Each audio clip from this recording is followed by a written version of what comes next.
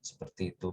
Nah, mungkin sebelum kita mulai, alangkah lebih baik kita berdoa terlebih dahulu. Berdoa dimulai. Berdoa selesai. Sebelum kita masuk ke sesi acara, mungkin aku bacakan terlebih dahulu apa aja acara kita di malam hari ini. Pertama, nanti ada pembukaan dulu oleh MC, kemudian dilanjutkan oleh pemaparan materi, dilanjutkan dengan sesi tanya jawab dan diskusi yang dimulai oleh tanggapan dari peranggap, dan juga terakhir ada sesi foto bersama. Tak perlu berlama-lama lagi, langsung saja kita mulai pemaparan kepada Bli Kevin. Sudah di tempat, Bli?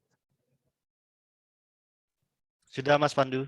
Oke, kita lanjut pemaparan kepada Bli Kevin. Kepada Bli Kevin, tempat dan waktu dipersilakan. Oke, selamat malam teman-teman Fakultas Geografi. Sebelumnya perkenalkan, nama aku Kevin. Aku dari Fakultas Hukum Angkatan 2018 yang saat ini diamanahi menjadi anggota MWA perwakilan dari unsur mahasiswa. Aku juga mau mengucapkan terima kasih kepada teman-teman yang telah berkenan hadir ya dalam acara Seraung Mahasiswa pada malam hari ini. Harapannya melalui acara malam hari ini, teman-teman di geografi bisa memahami bagaimana proses pemilihan rektor yang dilaksanakan oleh Panja dan juga proses pemilihan rektor di tingkat mahasiswa yang nantinya akan teman-teman laksanakan. Sebelum nantinya akan dihasilkan suara mahasiswa yang kemudian akan aku bawa untuk memilih rektor di tingkat MWA. Seperti itu. Next. Next. Oke, jadi penyampaianku pada malam hari ini akan concern untuk menjawab 3 pertanyaan dasar ini ya. Yang pertama itu, bagaimana proses pemilihan rektor di UGM pada periode kali ini? Yang kedua, bagaimana sih peran dari MWUM dalam proses pemilihan rektor UGM? Dan yang terakhir itu, siapa saja calon rektor UGM yang telah ditetapkan oleh Panja saat ini? Next.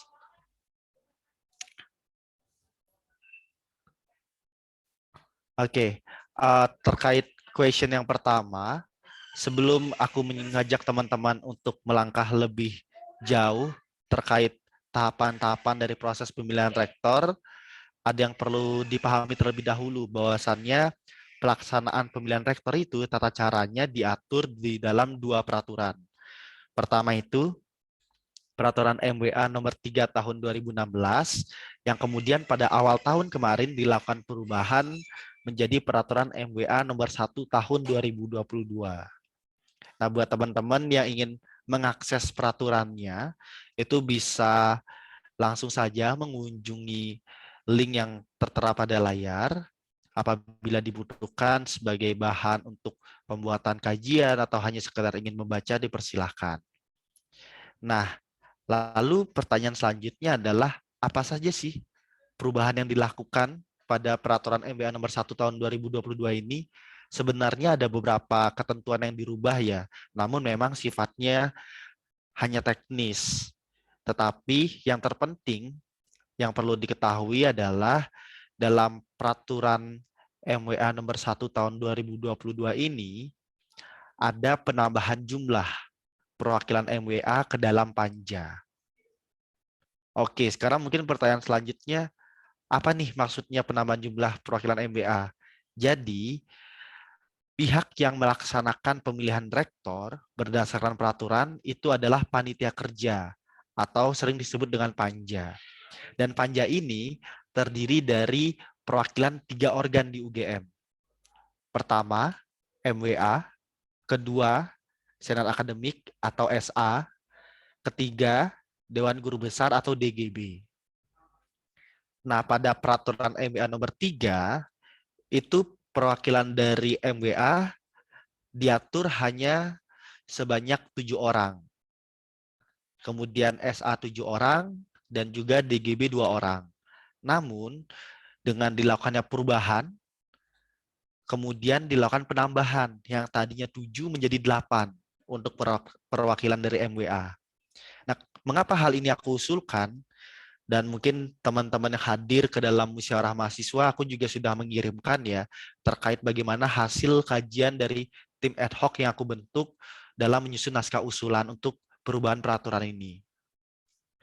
Di mana urgensinya ada penambahan jumlah ini adalah untuk memberikan kepastian hukum terhadap MBAUM atau anggota MBA unsur mahasiswa. MBAUM ini agar diberikan kepastian hukum agar selalu dilibatkan atau tergabung ke dalam panja. Karena fakta yang terjadi dengan adanya jumlah 7 orang tersebut, seringkali pihak yang dikorbankan adalah tidak melibatkan unsur dari mahasiswa. Karena kalau kita tilik lebih dalam, anggota MWA yang berasal dari internal UGM atau masyarakat UGM, itu total jumlahnya ada 8.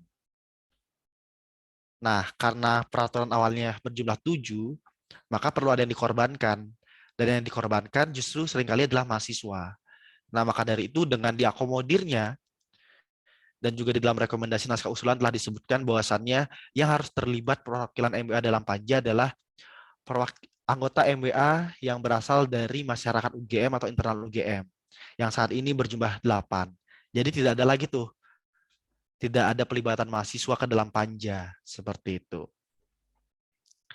Nah, sedangkan perubahan-perubahan lainnya hanya bersifat teknis seperti adanya penambahan persyaratan untuk pendaftaran di tahun ini, di mana pendaftar diminta untuk mengumpulkan video profile, kemudian menulis motivation letter, kemudian menjawab beberapa pertanyaan pada formulir riwayat hidup, yang di mana pertanyaan itu merupakan hasil analisis dari panja terkait isu-isu yang hidup di Civitas Akademika, seperti itu.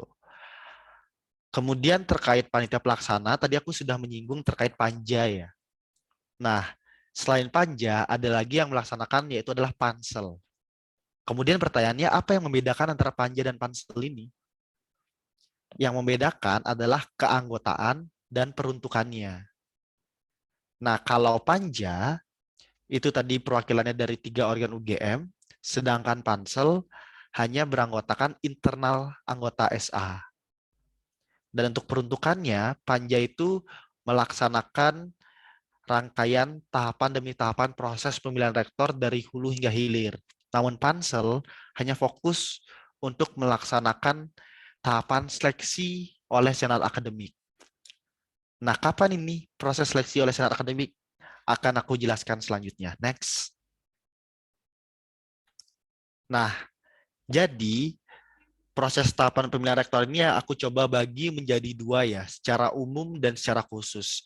Secara umum ini adalah 3 tahapan yang wajib ada dalam proses pemilihan rektor, kecuali peraturan terkait dilakukan perubahan. Nah, tetapi mungkin ada pertanyaan, bisa nggak sih 3 tahapan ini dilakukan penambahan? Jawabannya bisa, karena memang panja juga diberikan kewenangan untuk dapat menyelenggarakan kegiatan yang dapat mendukung berjalan lancarnya proses pemilihan rektor. Nah, tahapan umum itu yang pertama ada penjaringan bakal calon rektor, kemudian seleksi calon rektor. Nah, ini tahapan yang dilaksanakan oleh pansel, yaitu penyeleksian dari bakal calon rektor menjadi calon rektor. Nah, apa yang membedakan penyebutan ini? Bakal calon rektor itu digunakan penyebutannya untuk pendaftar yang telah lolos seleksi administrasi, maka akan disebut dan ditetapkan sebagai bakal calon rektor. Sedangkan dari bakal calon rektor ini akan dikerucutkan menjadi 3 nama diseleksi oleh senat akademik. Kemudian 3 nama ini akan disebut sebagai calon rektor. Nah, setelah itu 3 nama ini baru dibawa ke MWA untuk dilakukan pemilihan dan penetapan. Nah, 3 nama ini di MWA akan dilakukan 2 round. Pertama, pengerucutan menjadi 2 nama, kemudian baru menjadi 1 nama. Tetapi proses ini dapat tidak dilakukan apabila ketika musyawarah sebelum dilakukan voting, hasil musyawarah menunjukkan bahwasannya anggota MWA seluruhnya sepakat 1 suara untuk menetapkan rektor UGM adalah calon rektor A, gitu misalnya. Jadi tidak perlu lagi dilakukan voting seperti itu. Next. Kemudian untuk tahapan pemilihan rektor di tahun ini, seperti yang teman-teman bisa lihat di layar, ada beberapa tahapan, di mana turunan dari tahapan penjaringan bakal calon tadi, itu diturunkan dengan proses pendaftaran dan juga seleksi administrasi. Pada awalnya terdapat 7 pendaftar.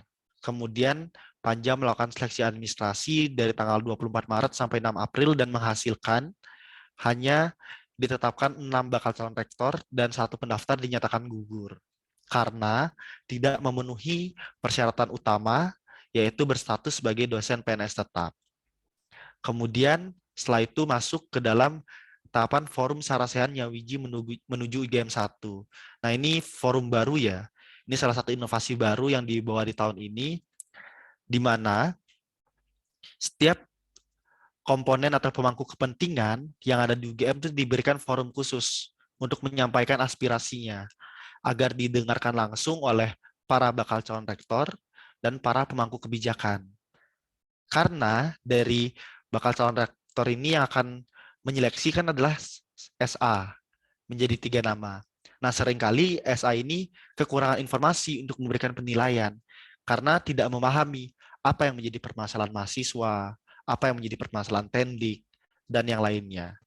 Sehingga harapannya dari forum Sarasehan ini, SA dapat diberikan big data, diberikan informasi yang komprehensif, sehingga dia bisa menentukan kriteria rektor yang dibutuhkan UGM 5 tahun ke depan dan apakah program kerja yang ditawarkan oleh para bakal calon rektor tersebut sudah mampu dan realistis dalam menjawab permasalahan yang disampaikan oleh Civitas Akademika dalam forum Sarasehan. Seperti itu. Nah, kemudian besok banget nih, bakal ada forum penjaringan aspirasi publik. Lalu apa yang membedakan forum ini dengan forum Sarasehan? Yang membedakan adalah sifatnya. Kemarin Sarasehan bersifat satu arah, sedangkan penjaringan aspirasi publik bersifat 2 arah. Nah, besok kita akan mendengarkan pemaparan program kerja dari para bakal calon rektor. Dari pemaparan tersebut kita dapat melihat apakah isu-isu yang kita sampaikan dalam forum Sarasehan itu mampu dijawab.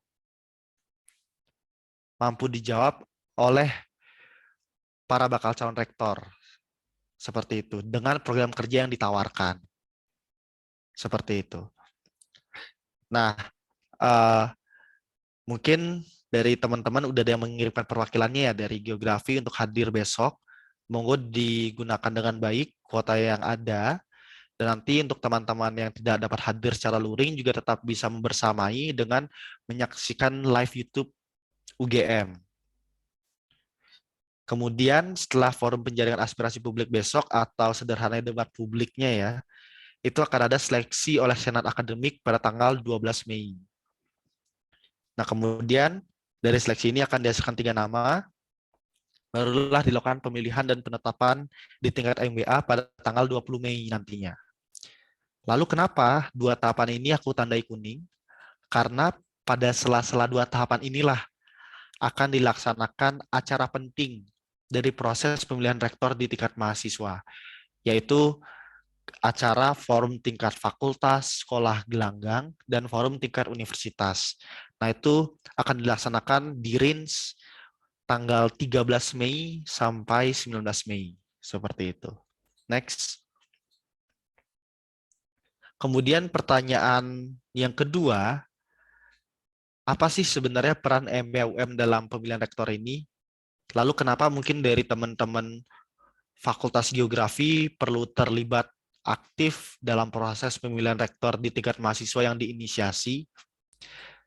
Jadi, peran MBUM yang pertama itu adalah sebagai satu-satunya mahasiswa yang memegang hak suara untuk memilih secara langsung calon rektor.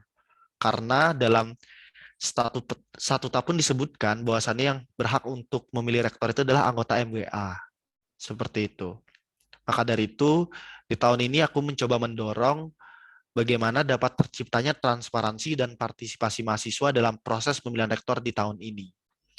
Dan dengan diadakannya pemilihan rektor di tingkat mahasiswa, secara tidak langsung aku sebenarnya mengembalikan hakku kepada mahasiswa.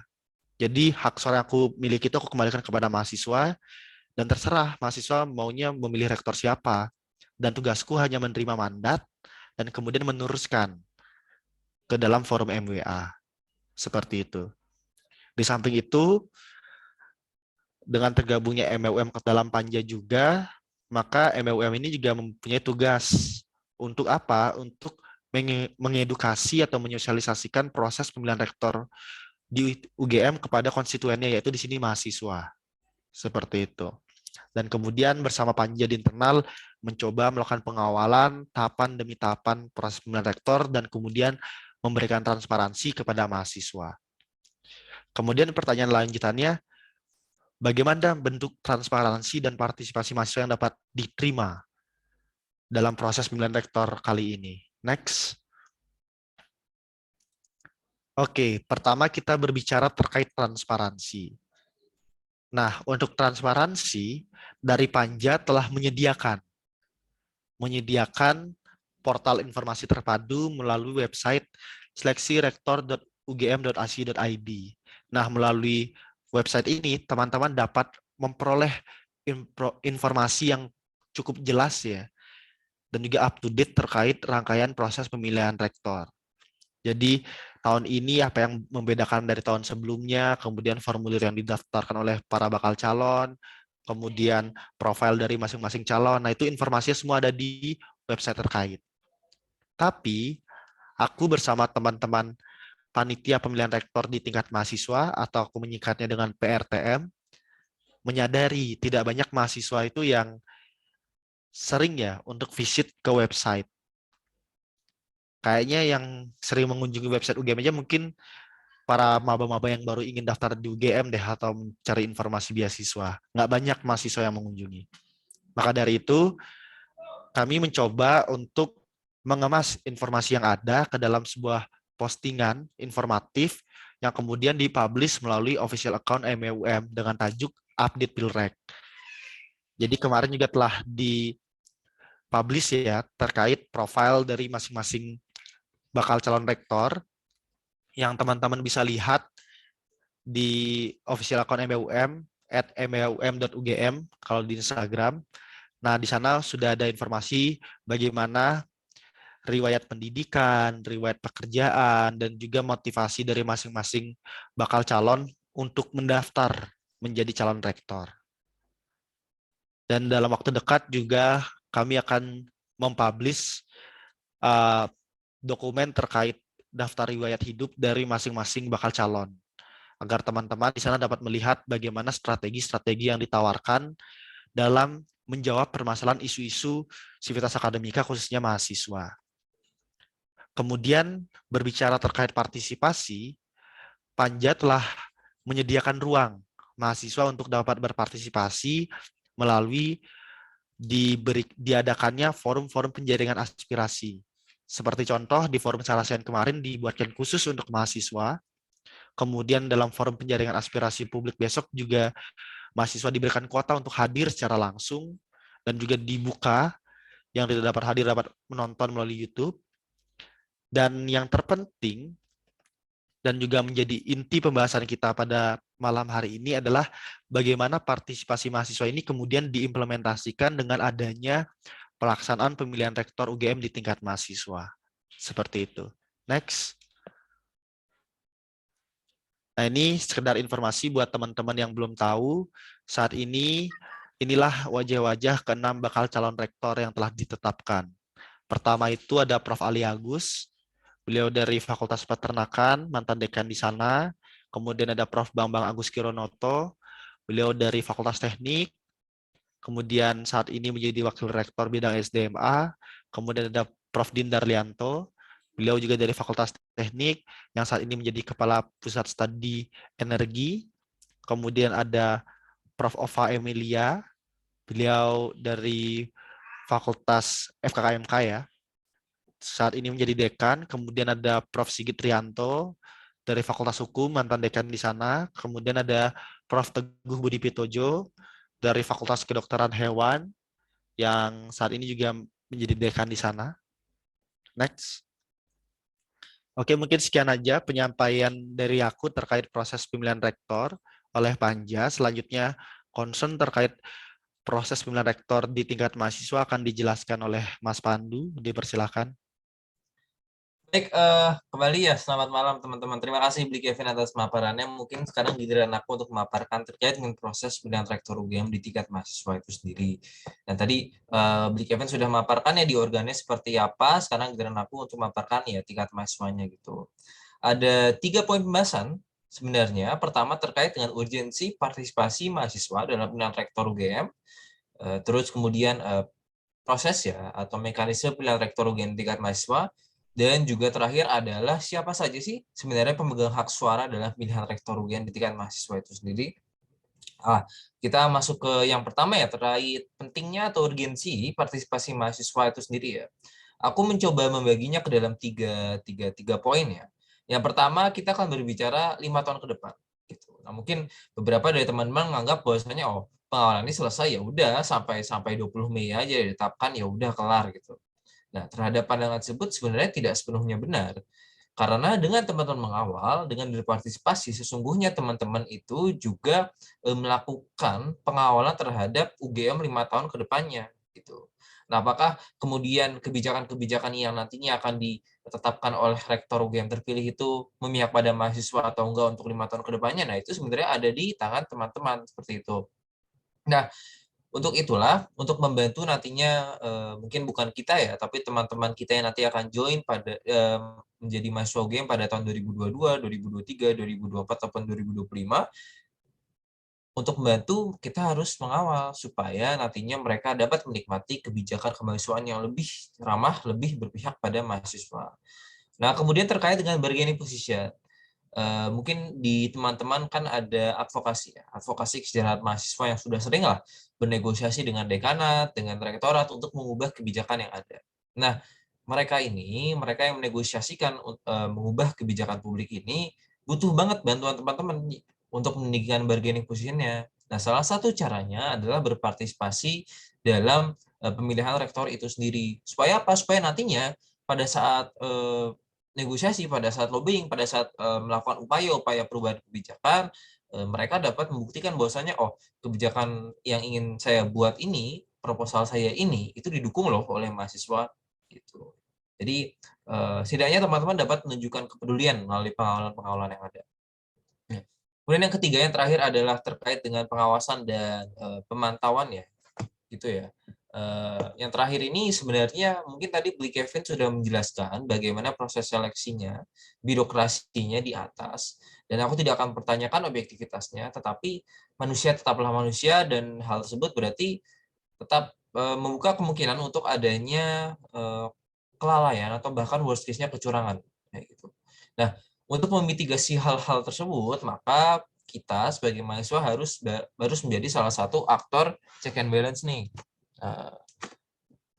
Nah, jadi aktor check and balance gimana? Kita harus tetap memantau, mengawasi sekiranya ada nggak proses-proses atau apakah ada calon rektor yang tidak sesuai dengan berkas prasyarat yang telah ditetapkan kayak gitu. Nah, jikalau kemudian ada kejanggalan yang harus diperbaiki, harus dikembalikan ke jalan yang benar dengan apa? Dengan cara melaporkan ke organ atau mungkin lewat juga bisa lewat Bli Kevin kayak gitu. Itu mungkin abstrak, terus kita masuk yang lebih konkret ya, yaitu terkait dengan proses pemilihan rektor di tingkat mahasiswa itu sendiri. Aku mencoba menyajikannya dalam bentuk lini masa gitu. Kemarin yang paling pertama itu udah ada musyawarah mahasiswa. Di musyawarah mahasiswa ini kemarin telah ditetapkan gitu ya, mekanisme pemilihan rektor di tingkat mahasiswa itu seperti apa. Di musyawarah mahasiswa dihadiri 21 lembaga, yaitu fakultas sekolah yang diwakili oleh LEM, DEMA, LM, dan BEM, serta perwakilan lainnya. Gelangang yang diwakili oleh Forum Komunikasi UKM, dan juga Sekolah Pasca Sarjana yang diwakili oleh Himpunan Mahasiswa Pasca Sarjana. Nah, mereka semua berkumpul dan menyepakati nanti sistemnya itu adalah menggunakan sistem electoral college, yang mana nanti teman-teman tidak memilih secara langsung, tetapi nanti ada 2 tingkat ya sebutannya. Ada forum tingkat fakultas sekolah gelanggang dan ada forum tingkat universitas. Nah, spesifiknya kayak gimana nanti akan dijelaskan gitu. Nah, ini produknya adalah sebuah berita acara yang sifatnya mengikat dan ditandatangani oleh semua lembaga yang tadinya datang gitu. Nah, itu musyawarah mahasiswa. Sekarang kita di tahap ini nih, serawang mahasiswa. Di serawang mahasiswa ini kita itu di acara ini sebenarnya ada dua fungsinya ya. Yang pertama adalah pencerdasan publik, yaitu kami ingin menyosialisasikan terkait dengan pilihan rektor di tingkat mahasiswa itu seperti apa, dan juga pilihan rektor di organ itu seperti apa. Serta bagaimana sih cara untuk mengakses grand design ataupun rencana-rencana para bakal calon rektor itu sendiri. Nah, fungsinya apa daripada pencerdasan itu? Fungsinya adalah harapannya nanti di forum tingkat fakultas sekolah gelanggang, teman-teman udah tahu nih hak teman-teman apa aja, cara mengakses grand design para bakal calon rektor kayak gimana aja, dan nanti pada akhirnya harapannya bisa lebih ramai, yang mana berarti keputusan di forumnya itu bisa lebih representatif. Nah, kemudian selain itu, sebaliknya juga kami ingin menjaring aspirasi dari teman-teman, menanyakan ke teman-teman sekiranya apakah ada proses, mekanisme yang kurang serak dengan teman-teman, atau ada aspirasi yang ingin diajukan kepada Bli Kevin. Gitu. Nah, itu bisa disampaikan juga di Serawung ini. Kemudian setelah Serawung ada forum tingkat fakultas sekolah gelanggang, yang mana di sini teman-teman fakultas sekolah dan juga gelanggang itu bermusyawarah untuk menentukan siapa sih calon rektor yang akan dipilih kayak gitu. Musyawarahnya terkait dengan mekanismenya seperti apa, itu dikembali lagi ke teman-teman. Apakah teman-teman menggunakan musyawarah raya, di mana setiap mahasiswa mempunyai bobot suara yang sama, atau teman-teman misalnya menggunakan musyawarah perwakilan, yaitu diwakilkan oleh lembaga-lembaga yang ada di fakultas untuk mempunyai hak suara, atau misal mau voting aja langsung. Nah, itu dikembalikan lagi ke teman-teman. Pelaksanaannya kapan? Pelaksanaannya bisa dimulai setelah tanggal 12, yaitu pengumuman oleh Senat Akademik terkait dengan nama-nama calon rektor, sampai dengan 1 hari sebelum forum tingkat universitas, ya. Jadi 13 sampai tanggal 18 gitu. Nah, terkait dengan sebenarnya berapa hari sih pelaksanaan, nah itu dikembalikan ke teman-teman. Mau misalkan 1 hari aja, atau 2 hari, atau 3 hari, nah itu sesuai kebutuhan aja. Selama ada satu nama yang nanti bisa diberikan pada saat forum tingkat universitas, kayak gitu. Jadi setidaknya sebelum tanggal 19 gitu. Nah, setelah dapat nih satu nama nih, dibawalah ke forum tingkat universitas. Di mana di forum tingkat universitas nih langsung voting. Langsung voting, teman-teman masing-masing lembaga membawa satu suara. Nah, nanti calon rektor dengan suara terbanyak itu akan dimandatkan kepada Bli Kevin untuk dipilih di organ MWA. Kayak gitu. Nah, pelaksananya kapan? Pelaksananya tanggal 19 Mei. Nah, pas voting ini, sebenarnya nggak langsung voting ya, teman-teman ya. Tapi nanti tiap-tiap lembaga akan juga memaparkan argumentasi-argumentasinya terkait dengan mengapa mereka memilih si calon rektor itu sendiri, kayak gitu. Nah, argumentasinya dalam bentuk apa? Argumentasinya dalam bentuk berita acara yang sudah diisi pada saat forum tingkat fakultas sekolah gelanggang. Yang mana template berita acaranya nanti juga diberikan ya oleh tim panitia. Nah, terakhir setelah itu ya setelah terpilih diberikan kepada Bli Kevin mandat, terus dipilihlah di tingkat organ MWA. Kemudian yang ketiga yaitu terkait dengan pemegang hak suara dalam pilihan rektor di tingkat mahasiswa ya.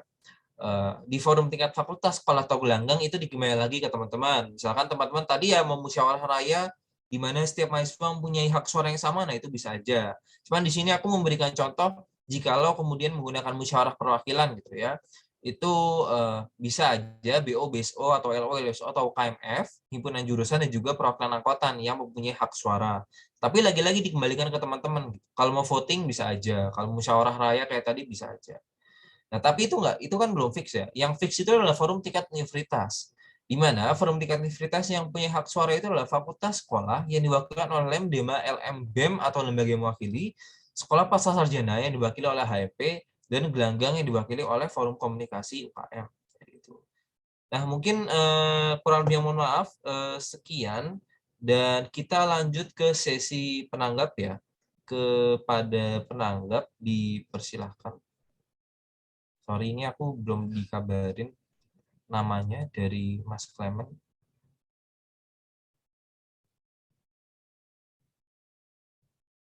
Coba langsung kita ke sesi tanya jawab. Pada teman-teman yang punya pertanyaan, silahkan langsung raise hand atau dapat langsung on mic aja, atau dapat diomongkan dulu, ditulis di chat kalau tidak bisa on mic, dipersilahkan. Monggo teman-teman.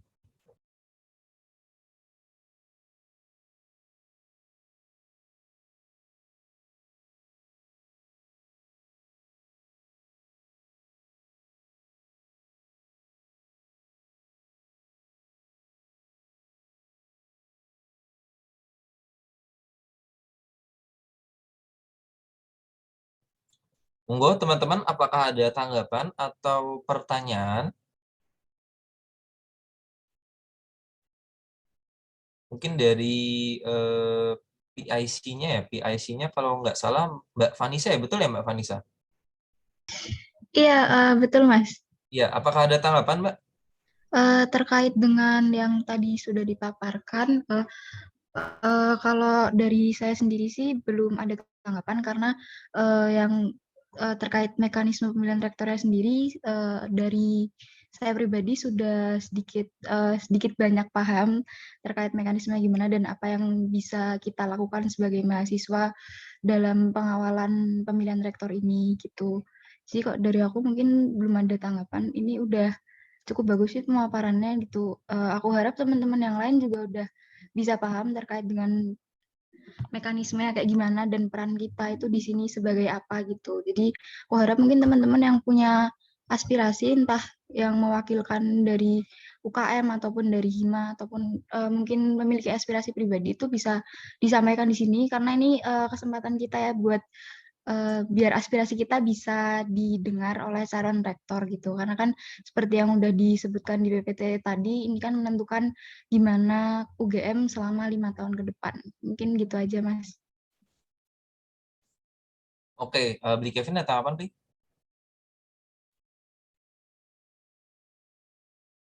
Belum ada Mas Pandu. Oke, kalau dari aku juga nggak ada. Terima kasih ya Mbak Vanessa atas tanggapannya. Sorry tadi aku agak sambil double meet gitu, lagi chat juga. Baik, dari teman-teman yang lain, apakah ada tanggapan?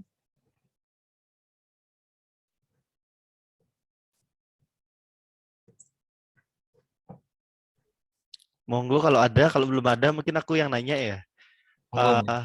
Dari teman-teman geografi itu sekiranya udah ada bayangan belum ya besok di saat forum tingkat fakultas geografi itu proses untuk penentuan rektor yang akan dipilih akan seperti apa yang sekiranya sudah disepakati ataupun saat ini belum disepakati tapi masih menjadi sebuah rencana. Karena di forum besok kan itu betul-betul forumnya teman-teman. Jadi dari aku dan juga panitia PRTM tidak akan mengintervensi dan hanya menyediakan hal administratif yang dibutuhkan seperti itu. Monggo mungkin yang menanggapi Mbak Vanessa atau siapa silakan. Izin masuk, apakah suara saya dapat terdengar dengan jelas? Terdengar Mas Iskandar.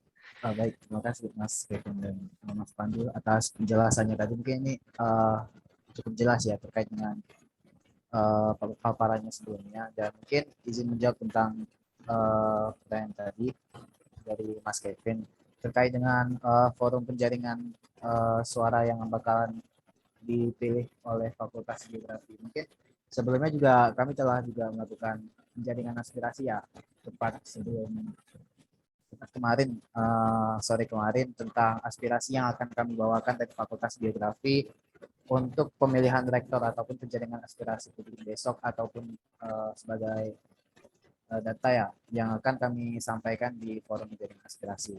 Setelah mungkin nanti paparan yang tadi yang bakalan kita datangi di forum universitas, tentunya harus menjaring dari forum fakultas terlebih dahulu untuk menentukan calon rektor yang akan mungkin sesuai dengan aspirasi yang kami butuhkan dan menjawab kebutuhan kami seperti itu, Mas.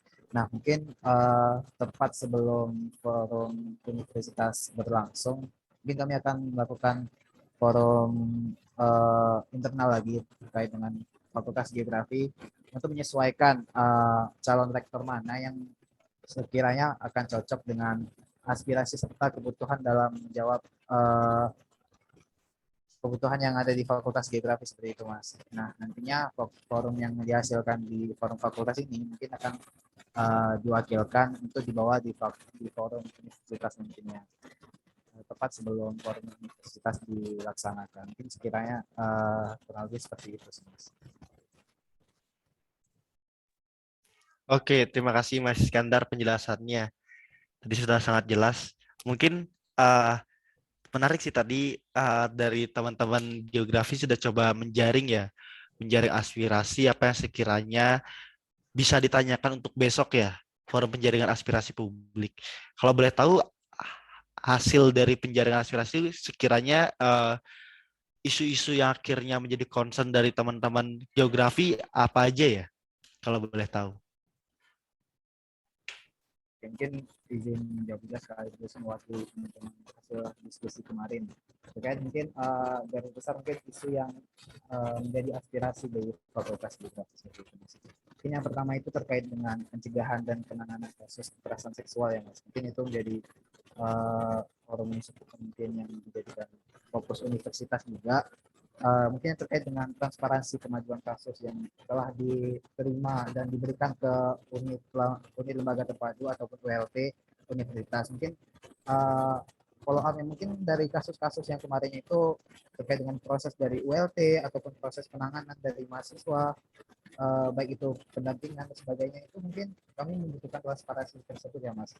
Karena ini juga menyangkut tentang pengadvokasian dari korban serta kejelasan mungkin akhirnya mempengaruhi bagaimana kinerja nantinya itu, karena representasi dari kasus kekerasan seksual itu juga akhirnya ini loh, Fakultas Geografi tidak dapat menyelesaikan kasus ini, padahal itu sudah diserahkan ke ULT, namun transparansinya tidak diserahkan. Itu menimbulkan juga citra yang buruk ya terkait penanganan kasus kekerasan seksual di geografis itu sendiri gitu, Mas. Kemudian terkait dengan masih dengan poin pencegahan dan penanganan kasus kekerasan seksual, itu terkait dengan sosialisasi ataupun pelatihan pendampingan korban yang menjadi kasus kekerasan seksual yang ditujukan pada perwakilan pihak awal.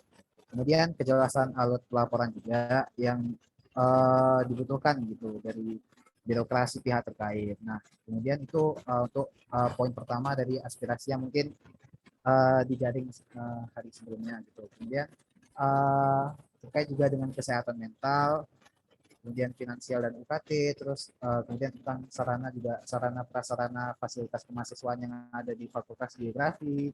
Kemudian utamanya juga MBKM ya, terkait dengan sosialisasi MBKM yang menjadi keresahan beberapa mahasiswa, mungkin mahasiswa angkatan atas ataupun mungkin mahasiswa yang akan menjalankan kegiatan MBKM seperti itu, Mas. Kemudian terkait MBKM itu diperlukan sosialisasi yang bagaimana mekanisme MBKM itu jelas gitu, transparansinya juga gitu. Kemudian susunan kurikulum yang juga mungkin dirasa kurang ideal, sehingga saat ini itu mungkin mahasiswa yang ingin mengikuti MBKM juga terbatasi. Mungkin kurang lebihnya seperti itu, Mas, garis besar isu aspirasi yang mungkin telah terjaring selama forum berlangsung kemarin.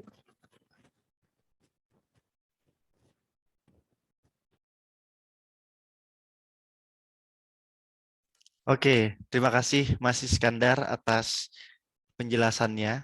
Sudah sangat jelas sih. Itu bisa jadi disampaikan juga ya, sebenarnya relevan juga untuk disampaikan besok ketika forum penjaringan aspirasi publik. Mungkin itu aja sih dari aku, sisanya kita balikan lagi teman-teman apabila ada aspirasi, pertanyaan, dan ataupun opini bebas.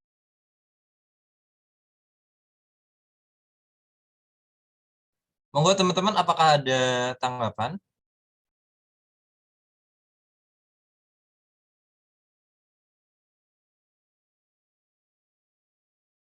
Silakan teman-teman.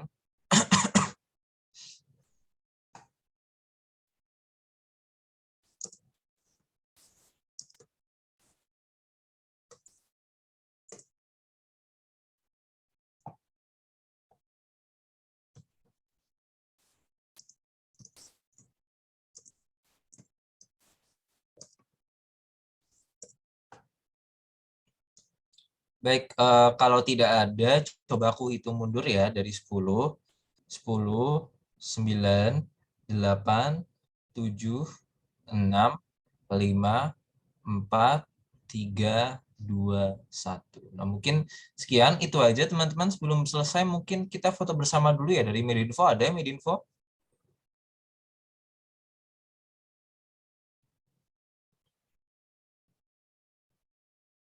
Halo, dari teman-teman Medinfo. Aji, Aji, halo. Halo Aji.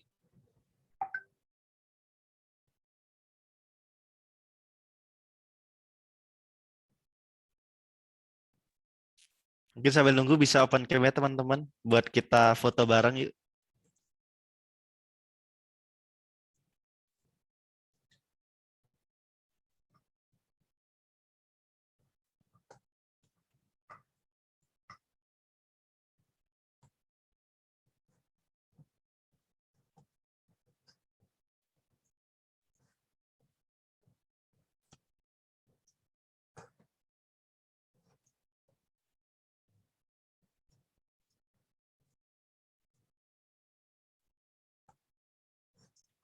Ya mungkin karena Aji nggak merespon, mungkin aku. Halo, halo. Yuk, kita Halo, ya. foto dulu.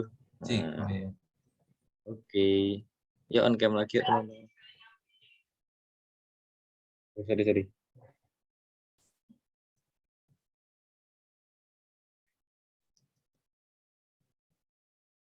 Oke, yuk.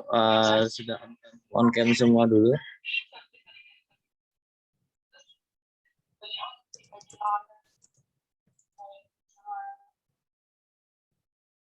Oke, ini masih ada 2 slide tuh. Main ini. Yuk. Oke, 21.20 ya. Kita mulai foto bersama nih.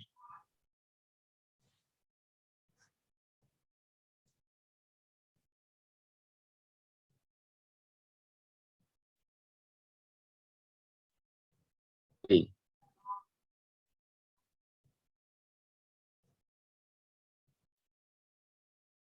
Ya, yuk. Kita foto bersama. Aku hitung. 3, 2, 1.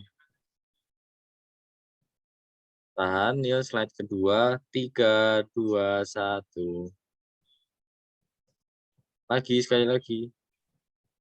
3, 2, 1. Akhir. 3, 2, 1. Oke, sudah beli Kevin.